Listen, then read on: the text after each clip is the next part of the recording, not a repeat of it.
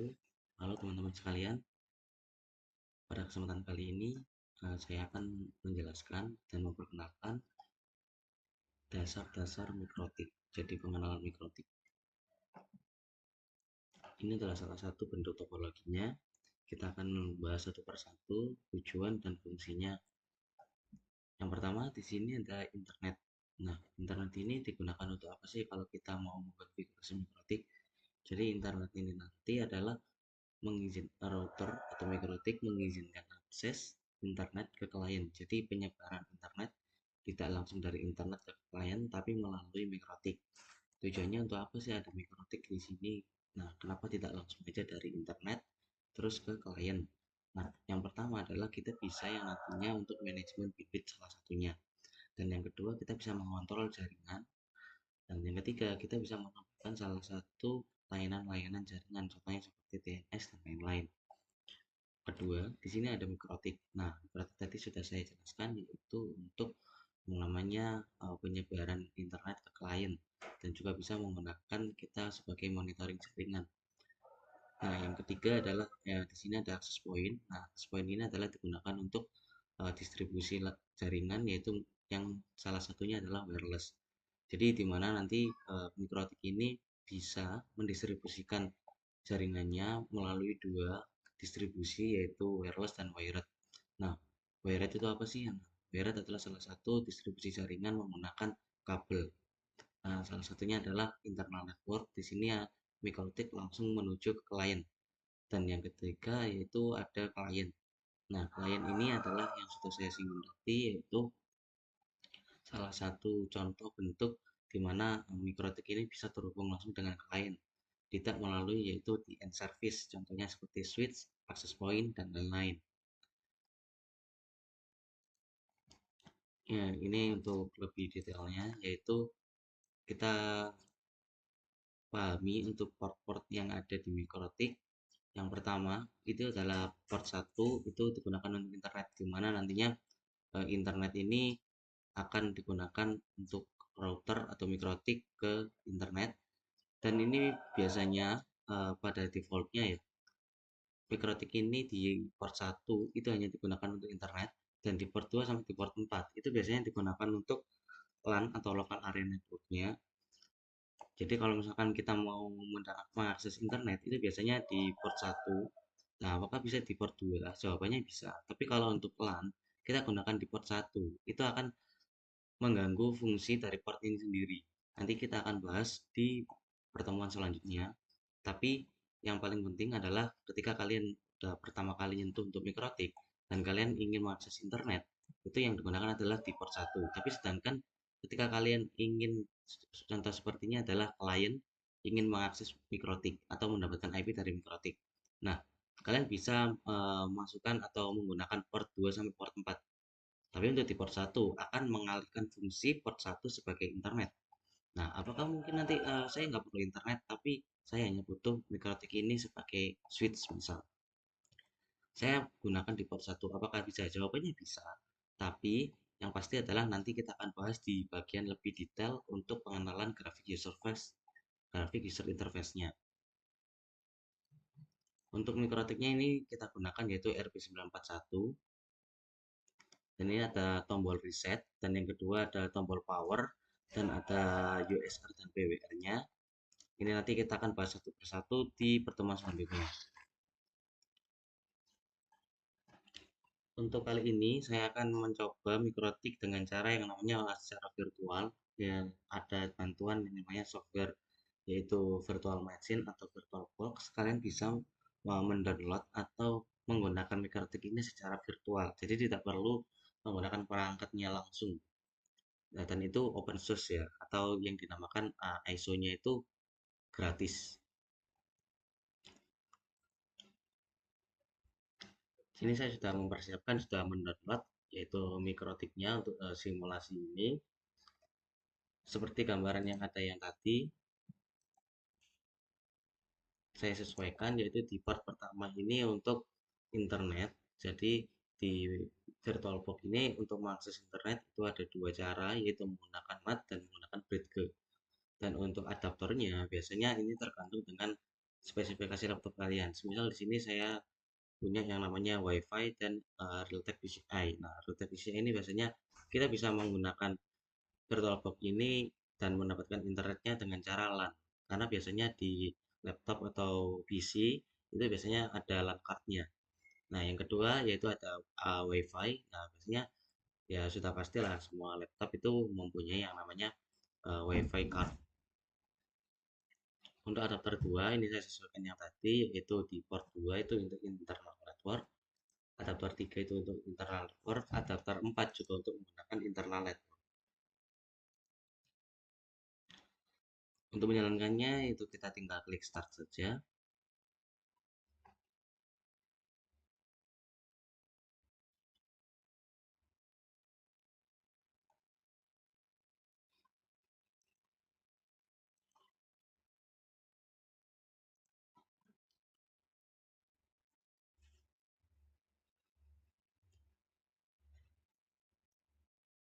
Pembahasan yang pertama adalah untuk mengkonfigurasi mikrotik ini ada beberapa cara, ada 3 cara. Yang pertama adalah yaitu mode CLI, yaitu ini tampilan mode CLI. Jadi kita ketika men-start mikrotik itu di VirtualBox akan secara otomatis dia akan masuk ke mode CLI. Contohnya di sini. Dan untuk password untuk secara default di mikrotik ini kosong. Jadi untuk login kita bisa menggunakan username admin dan password ini secara defaultnya itu adalah kosong. Nah, ini adalah tampilan mode CLI dari mikrotik. Jadi kita bisa menggunakan yang namanya mode CLI dari mikrotik ini sendiri. Dan yang kedua, kita bisa menggunakan dengan yang namanya webfig. Jadi di sini ya tertera yaitu LAN IP 192.168.88.1. Jadi ketika kalian tidak punya yang namanya software tambahan yaitu seperti Winbox, kita bisa menggunakan yang namanya webfig. Dan yang kedua adalah yang menggunakan secara umum yaitu Winbox. Kita bisa download Winbox ini secara gratis di website resminya Mikrotik itu sendiri. Kita masuk ke Winbox. Setelah itu kita pilih yang namanya MAC address. Untuk login menggunakan IP address juga bisa, atau menggunakan MAC address itu secara defaultnya itu adalah menggunakan MAC address. Setelah itu kita klik connect. Tunggu proses loginnya. Untuk kita mengecek interface-nya atau port-portnya itu ada di bagian sebelah kiri. Ini adalah tampilan grafik user interface. Kita bisa pilih bagian interface. Nah, di sini secara tertera itu ada interface list dari Ether 1 sampai Ether 4. Nah, ini kalau misalkan kita menggunakan mikrotik yang asli ya, secara otomatis terbaca 4 port. Dan di 4 port ini kalau bisa kalian lihat itu ada port 1 sampai port 4. Nah, kalau misalkan yang saya bilang tadi yaitu di part pertama itu adalah internet. Tapi ketika kita masuk di dalam Winbox itu tidak ada tulisan internet. Tapi secara otomatis ketika kita mau ingin menggunakan internet, dia akan mendeteksi atau mikrotik ini akan mendeteksi bahwa Ether 1 ini adalah internet. Jadi mengalihfungsikan fungsi dari port 1 itu adalah salah satu kejadian atau nanti akan terjadi yang namanya error human atau human error. Nah, untuk langkah pertama mengkonfigurasi mikrotik itu apa sih? Nah, jika kalian terhubung secara publik, ya, contohnya di sini saya menggunakan IP publik ya, internetnya. Nah, maka secara otomatis semua orang atau semua klien itu bisa mengakses mikrotik kalian. Nah, kalau secara kita lihat secara keamanan, itu adalah ini sangat rentan sekali karena dimana username dan passwordnya itu masih default banget. Jadi yang pertama username admin, password kosong. Jika kita tinjau secara perspektif keamanan jaringan, ini sangat rentan dan untuk menanggulangi atau mencegah hal itu terjadi, maka kita bisa mengganti yang namanya username dan passwordnya. Caranya yaitu kita masuk di bagian sistem, kita pilih user. Setelah itu di sini kita bisa lihat ada sistem default user yang dimana passwordnya kosong dan username-nya admin. Tetapi di sini hak aksesnya yaitu full akses. Jadi kita bisa mengonfigurasi, menghapus, write, read, and create.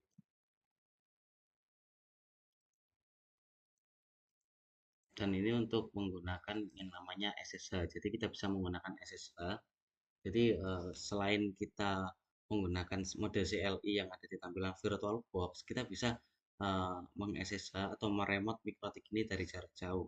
Nanti kita akan bahas di pertemuan di selanjutnya. Dan ini untuk active user adalah salah satu monitor kita di mana bisa melihat siapa saja yang pernah login di jam berapa dan ini via mana. Misal ini ada yang via lokal atau via Winbox.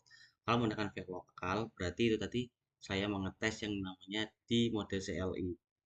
Ketika masuk di Mikrotik maka di mode CLI itu adalah mode lokal dan yang kedua ada di sini adalah via Winbox. Di mana di via Winbox ini kita bisa mengonfigurasi Mikrotik secara grafik user interface. Kita klik users, setelah itu kita tambahkan. Dan untuk name ini misal contoh saya masukkan yaitu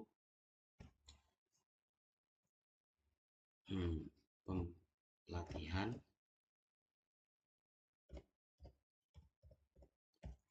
Dan untuk grup, nah kita sesuaikan dengan yang awal dari sistem default user, grup full.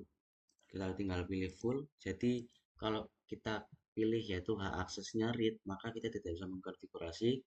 Tapi kalau kita write saja, itu kita bisa membuat, tapi kita tidak bisa mendelete. Nah, makanya dari itu kita pilih grupnya secara hak akses full. Dan jangan lupa gunakan password. Nah, untuk password ini kalian gunakan password yang kuat, jadi bisa mengkombinasi antara huruf dengan angka atau huruf angka dengan simbol. Contoh di sini saya masukkan password pelatihan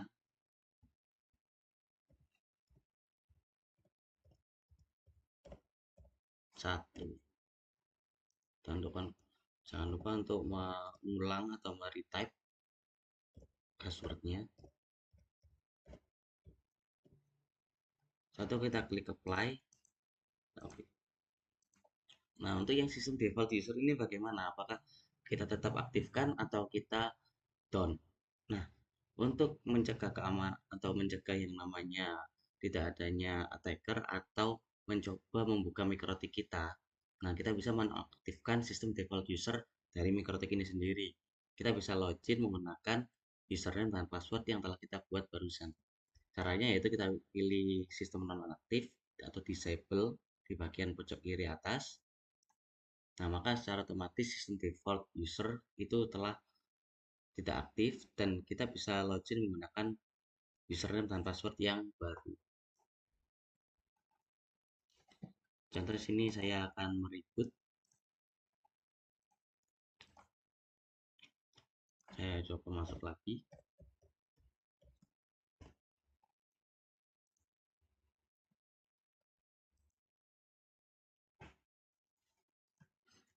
Kita klik MAC address-nya.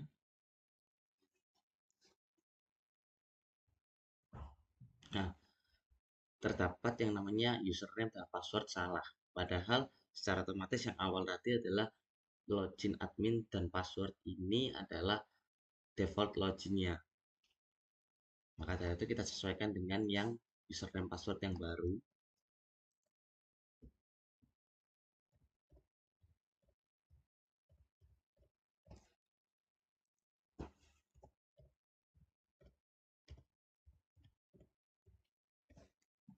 Satu kita klik connect.